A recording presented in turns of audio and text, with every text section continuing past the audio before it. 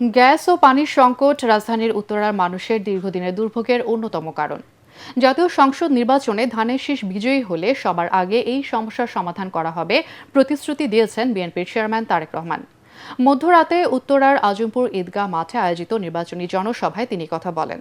এর আগে গাজীপুরে খেটে খাওয়া মানুষের জন্য একমাত্র বিএনপি কাজ করবে বলে অঙ্গীকার ব্যক্ত করেছেন বিএনপি চেয়ারম্যান তারেক রহমান। জেলার রাজবাড়ী মাঠে নির্বাচনের সমাবেশে তিনি বলেন, ফ্যামিলি কার্ড, কৃষি কার্ডের মাধ্যমে মানুষের জীবনমান উন্নয়নের পরিকল্পনা নিয়েছে বিএনপি। এসব পরিকল্পনা বাস্তবায়ন করতে হলে ধানের শীষকে জয়যুক্ত করতে হবে। গণতন্ত্র প্রতিষ্ঠার আন্দোলনকে বৃথা যেতে দেয়া যাবে না। ধানের শীষকে বিজয়ী করলে মানুষের প্রত্যাশা পূরণ হবে।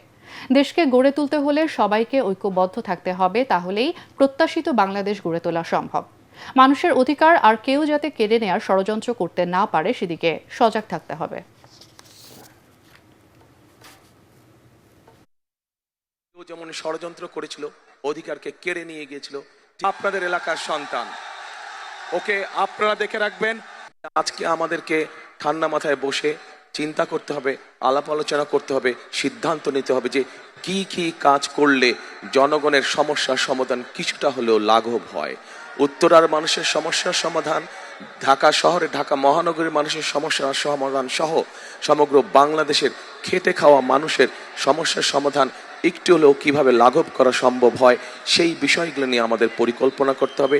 এলাকার মানুষের একটি প্রধান সমস্যা হচ্ছে, আপনারা প্রতি মাসে বিল দেন কিন্তু গ্যাস ঠিকভাবে আপনারা পান না, তাতে বিভিন্ন রকমের সমস্যার সমাধান হয়।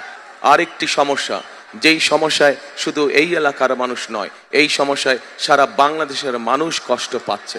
কি সেই সমস্যা? সেই সমস্যা হচ্ছে পানি সংকট। আপনাদের সমর্থন ছাড়া আমরা এই কাজগুলো করতে পারবো না।